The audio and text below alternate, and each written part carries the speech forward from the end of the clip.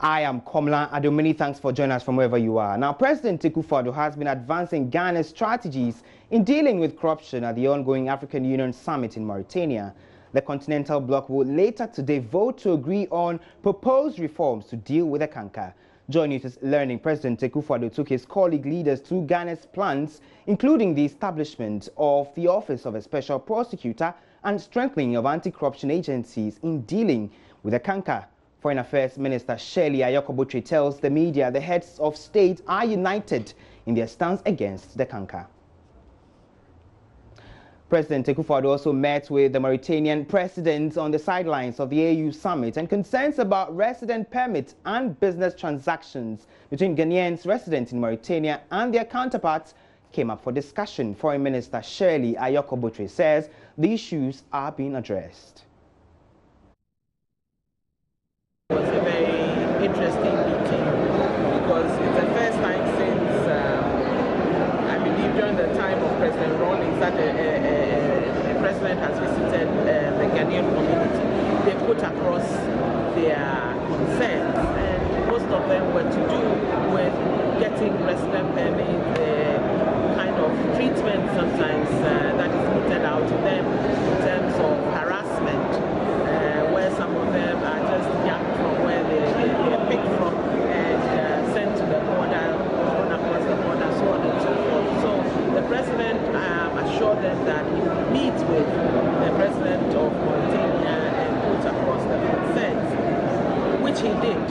Yesterday he met with the president, President Aziz, and he made these issues known to him. He also promised to look into it and to see what can be done. You heard the Foreign Affairs Minister Shirley Ayoko. Away from that, senior citizens in the Wa municipality of the Upper West region have expressed worry about the delay in the payments of their monthly pensions. The pensioners say they always travel long distances for money, only to be told that the allowances are not yet in. My colleague Rafik Salam has details in this report. So all senior citizens in the Wa municipality gathered at the forecourt of the Presidential Lodge to celebrate their day. It was on the sidelines of this ceremony that they appealed to the government to help deal with the issue of delay in the payment of their menstrual pension. Look at Jirapa Sekuli Ulu. We have been programmed that our pay days are so and so. We tell other people at the villages. They will come, all man will be dismounting the motor, and I'll tell, oh, Asanyo Naba was said, meanwhile, the money is not in there. Accra Kumasi, they have received that. Master, if this person does not get his pay, you, the regional chairman or the district officer, whoever, you have to pull your own money and feed the person, accommodate the person, and make sure that when he gets his pay, he goes back. So I want to believe that controlling accountant general in the region is to set up. 2016 November.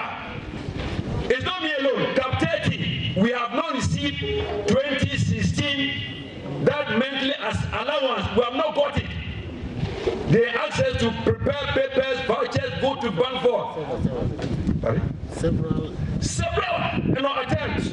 We go to the bank, prepare what is called bank before the bank statement. You pay the deduct from your money.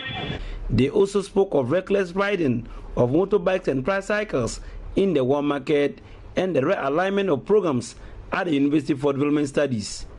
The way we have these tricycles and motors, and sometimes even the Java lorry, run in the Wa market is not the best. Sometimes 2 or 3 of them will, even many times, not just sometimes, they will block the way, and the pedestrians cannot even pass in. And also, the riding of motors, especially the youngsters. I think they sometimes forget that we, the old ones, also use the road. Instead of making us autonomous, because constitutionally every region will have to have a university. So if we have one and it is being disintegrated by somebody, why should we sit down? So I'm calling on all of you. On Tuesday we are going to demonstrate and show the whole world that what they are doing there It is just trying to kill the UDS in The veterans did not allow this worry to stop them from having fun as they danced to tunes from the police band as if they were still in the prime of their lives. Reporting for Joy News, Rafiq Salam. Wow. Away from that, technical universities have observed mass exodus of teachers could defeat the purpose of converting polytechnics to technical universities. Acting Vice-Chancellor Professor Isiama Yeboah blames the situation on poor conditions of service to their traditional counterparts. Lab FM's Kwesi Deborah has details. The university has lost 5 teaching staff, including 4 PhDs, since last year to other institutions. Speaking at the 13th congregation ceremony, he believes a revision of the working conditions will be crucial in averting the crisis. I appealed to the government that it has become more crucial than ever to review the working conditions of the staff of technical universities, and that it was the only way to avert further exodus of staff of the technical university to join the traditional universities whose conditions of service are better than technical universities' counterpart, irrespective of equality in qualification. Prof. Chair, as I speak, the situation has worsened with KSTU, losing lecturers with amazing rapidity. This is scary as it has the potential to defeat the purpose of converting the polytechnics to technical university. The university is in dilemma with regards to advertisement of its 4-year bachelor degree programs, as it is yet to receive the National Council of Tertiary Education and National Accreditation Board's approval. Let us even assume, without admitting, that those programs are approved the following week or next week. How many students will get enrolled on these programs now that a good number of these prospective students have already applied to the other traditional universities? Though I'm aware that the West African School Certificate Examination results are yet to be released, the fact still remains that we are likely to lose a good number of applicants who would have enrolled on our demand-driven programs. I therefore appeal to the NCT and NAB to take a quick action on those programs. Responding to the Vice-Chancellor's plea, Minister of Education Dr. Matthew Opoku-Prempeh acknowledged the problems by entreated the University Council to team up with the National Council for Technical Education and Public Service Commission to address them. In the advent of the fair wages and salary structure, it is in the collective interest of the universities through their governing councils, and I repeat, of the universities through their governing councils, to champion the issue of conditions of service through the National Council for Tertiary Education, my ministry, and the Fair Wages and Salary Commission. Reporting for Joy News, Kwesi Deborah. On education, and a short while ago we saw that the first of the 3 semi-final contests of the ongoing National Science and Maths quiz just ended with Adisado winning that particular one. We'll cross over live now to the RS Amegashi Auditorium at Legon, where my colleague Maxwell Agbagba has been engaging some of the winning schools and those who were vanquished in this particular contest. Okay, thank you very much for talking to us. We have another old student from Infant Supreme School.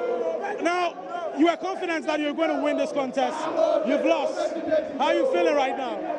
Well, it's a feeling of disappointment because, like I was telling you from the start, we are all aiming for the bragging rights. Okay, and so Adisco has had a good one over us, and we congratulate them and hope for. Now let's talk about round 3. Problem of the day. In Infant Supreme School, you had just 2. And this other college had 9 out of 10. Yes. No, but even beyond the round 2 contest, the contest was still close. If you look at the true or false round, they still had a lot of the questions wrong, and we are still in the game. For me, the part where I was expecting us to finish it was the radios. And I thought that some of the radios, especially the first radio that was a pie chart, the answer was a pie chart, we were supposed to get it. Yeah. But like I mentioned to you earlier, it is just for the bragging rights, and they've had a good one. I have congratulated them already. All right, we beat them at the regional level. This was the most important stage at the national level, and they've led us by 4 points. So we congratulate them. At least they are chasing their second title. We had our second title about 4 years ago. Okay. Yes. Well, so this is it. Thank you very much for talking to us. The celebration will continue. Deep. Okay. Okay. You say you interview me. We are talking about this contest. We go where you feel like. Then we know the way. We know the one way the first. You know the first contest, second contest. Then we know the one way. We know the way. Like we don't want make the something be tight. We don't want make it be tight, radio. One at a time. Okay. Then we don't want make the something be tight. So say but boy, then go host her. Then go talk them about this. Oh, there's something there. It be radios. It be radios. You know be the radios that be the way them. So right this we wait. But say then go host her. Then go get something talk. That be why the first round, second round, third round. Then you say we know the one give them at the wide. Then we don't want make the something be competitive.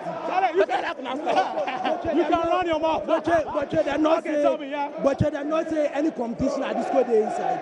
Where we meet her, at this school be the boss. Okay. But here now we don't want to train them. We don't want to make them come. Because they not say we give them gaba. Then none go catch me. Where at this school, any Cape Coast affair at this school they more. Oh, forget the rest. This be the 4th consecutive time we are going for finals since we came. Yeah. Last 4 years, last year, and we always go to the final. So Boche is a small school. DS is in the 80s, 1940 something. Now at this school we come. Okay. We do everything so. Okay. You know we just weeks. That's a proud Santa Clausian. They've carried the day, they've won, they've qualified to the finals of the ongoing National Science and Math Schools.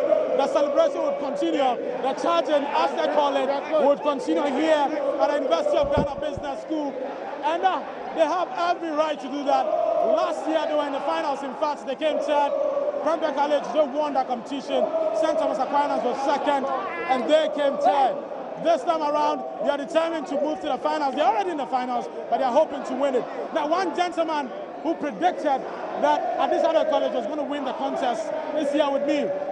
Urija, tell me, you saw this coming at a time when a lot of people were predicting that Infant Spim will win and move to the finals. They've been kicked out. Exactly. I was telling you in the morning that when it comes to Akufo-Addo and Infant Spim, Akufo-Addo knows how to kick Infant Spim out. They take them slowly. When it gets to the problem, they bring a gap, and the true or false, they take it lightly, and the riddle, they take it from there.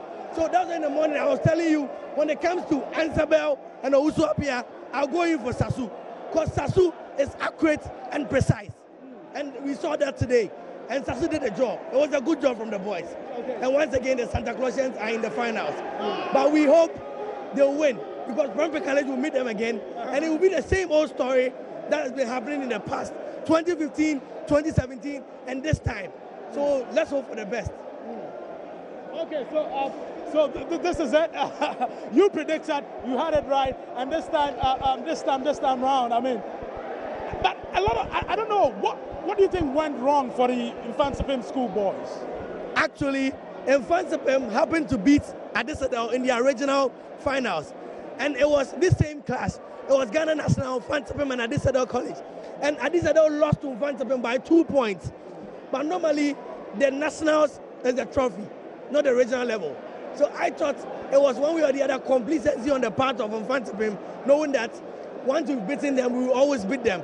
And this happened to GSTS in 2014 when they got to the final with Infant Spim. They happened to be beating Infant Spim in the regional level, and when they got to the national stage, GSTS happened to lose the trophy to Infant Spim. And it always happens. It happened to Louis and Kumasi High. Kumasi was beating Louis in Kumasi. When they got here, the story turned around.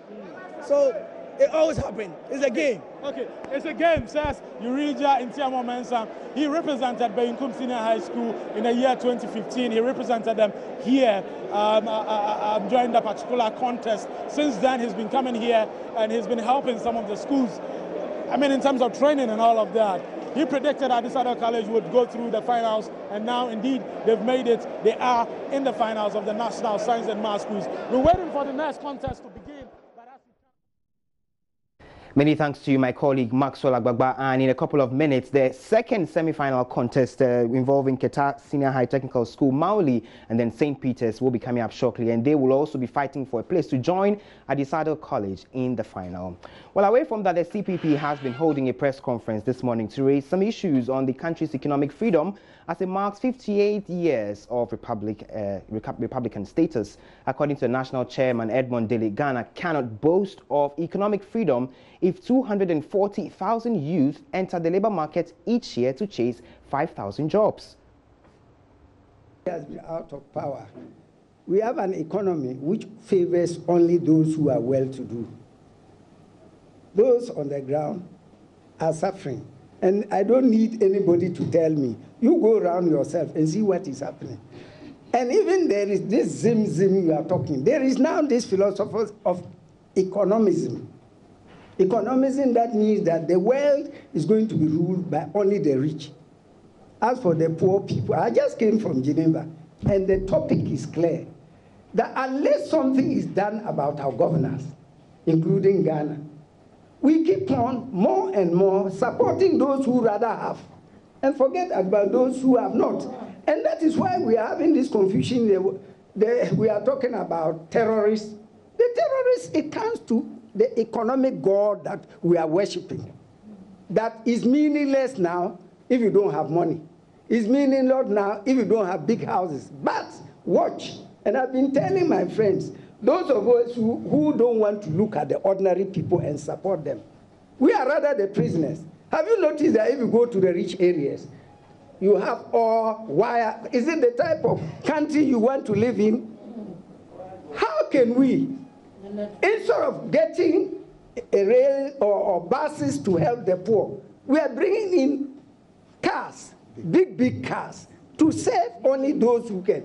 And then the poor are still suffering. So as far as we are concerned as a party, the welfare of the people is our supreme law. The welfare of the sea people is our supreme law.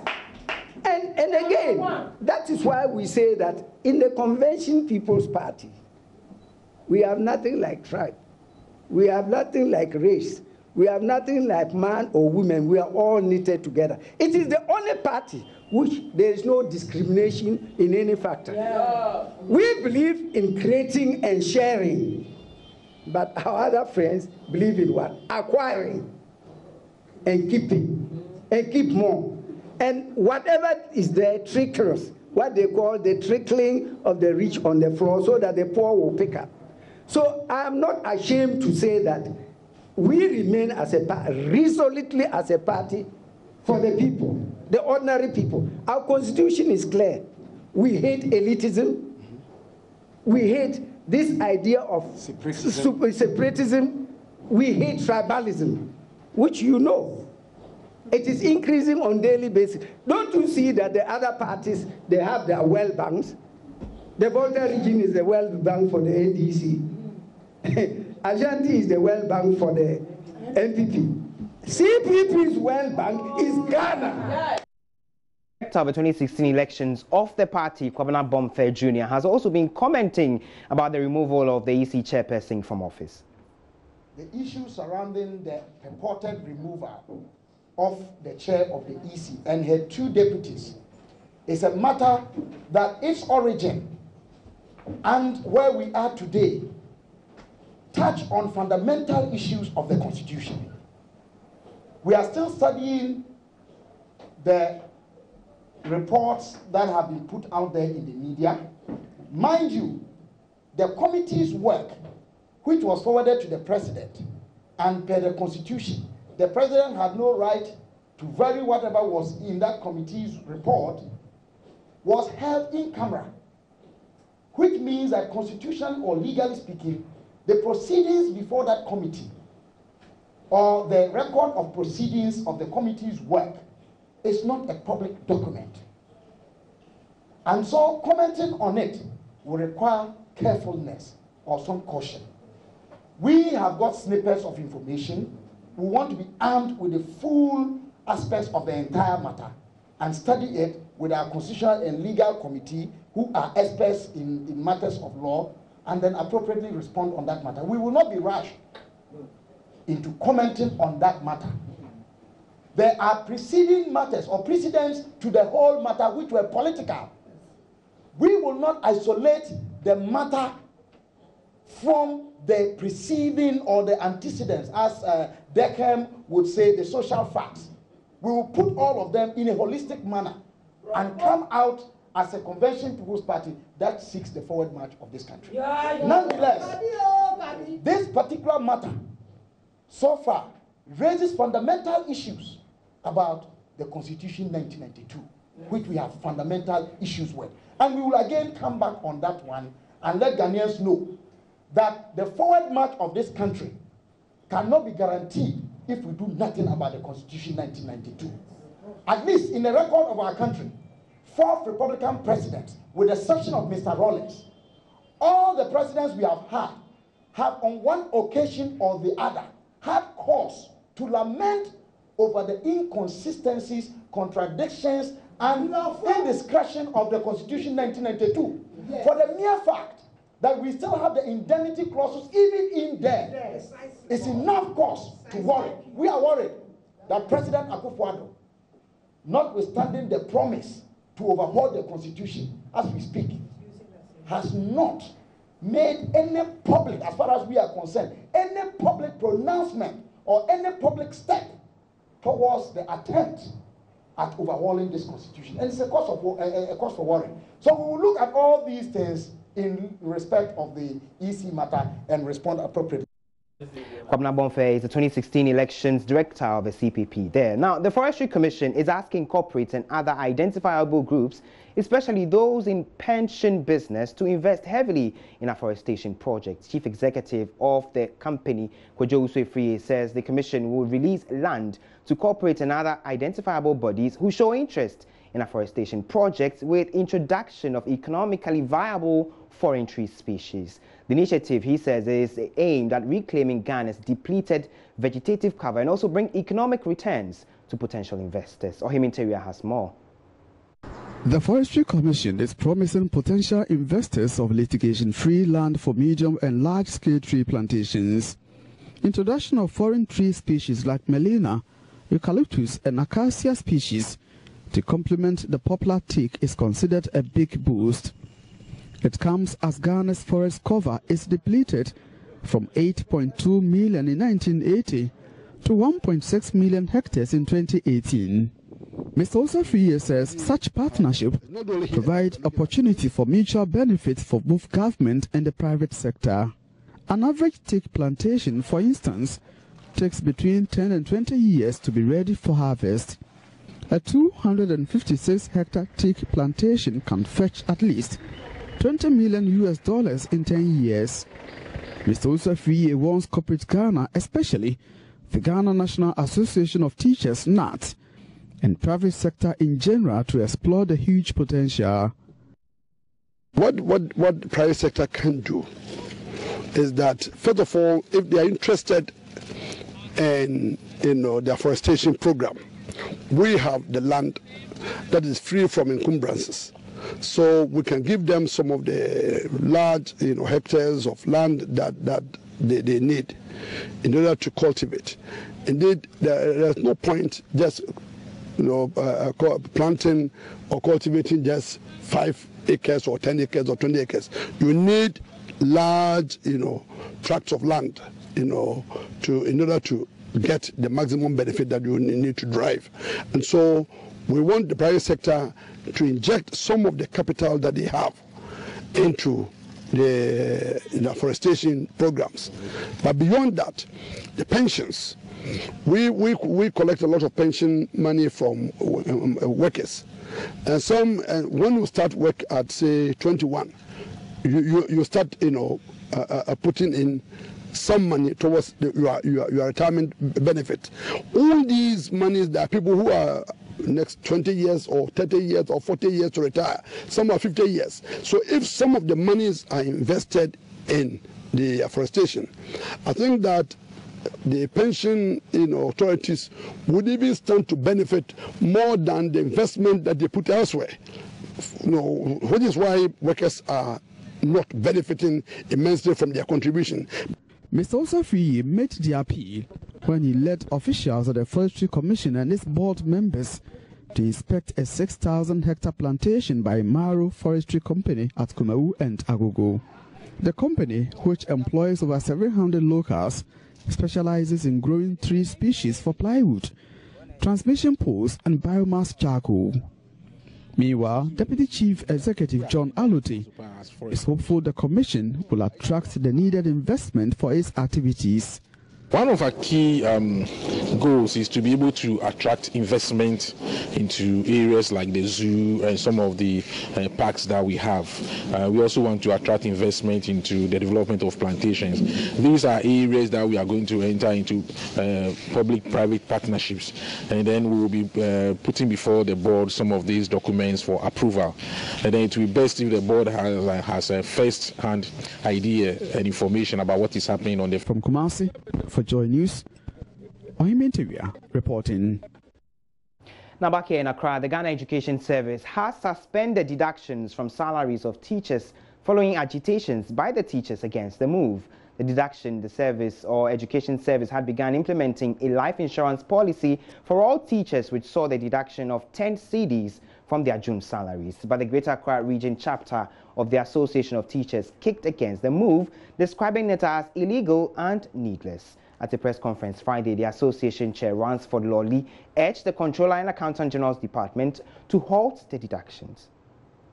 The Greater Accra Regional NAT would like to state emphatically that our members are not interested in the life insurance package as it currently stands. Our membership see this deduction disrespectful to the teaching fraternity. Following from an emergency Greater Accra Regional Council meeting held on Thursday, 28 June at the Greater Accra Regional North Secretariat, Nungwa, on the supposed GES SIC Life Group insurance policy, the Greater Accra Regional North has resolved the following: that GES and Controller and Accountant General Department should cease all deductions forthwith and refund same to all teachers with immediate effect. However, if the employer deems it fit to insure its staff as a welfare package, that should not be at the expense of the employee. That the Greater Accra Regional NAT will resist any future appearance of such a deduction using all legitimate means available. That it should be noted that some of our members are already on various life insurance policies, including this same SIC life insurance policy. That we will resist the intent of GES in the following statement carried in their press release. We find this statement not only unfortunate, but also as a recipe for coercion, intimidation, and victimization of our members. We wish to allay the fears of our rank and file in this matter and assure them that their welfare shall always be of paramount concern to us. However, the Ghana Education Service says it's with immediate effect suspended the deductions. Public Relations Officer for the Education Service, Cassandra Tumampofo, says plans are in place to refine the monies deducted while the necessary education and sensitization efforts are intensified.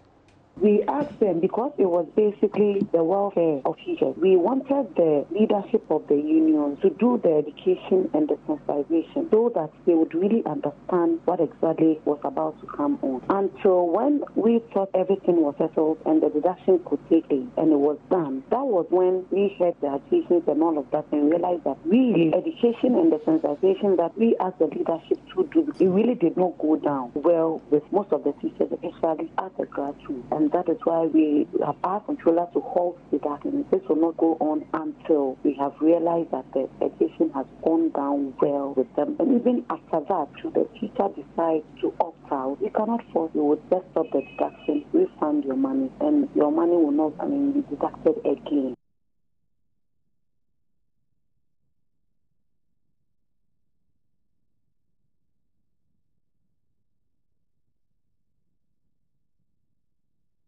You're still watching Joy News. Today we take a quick break. We return shortly.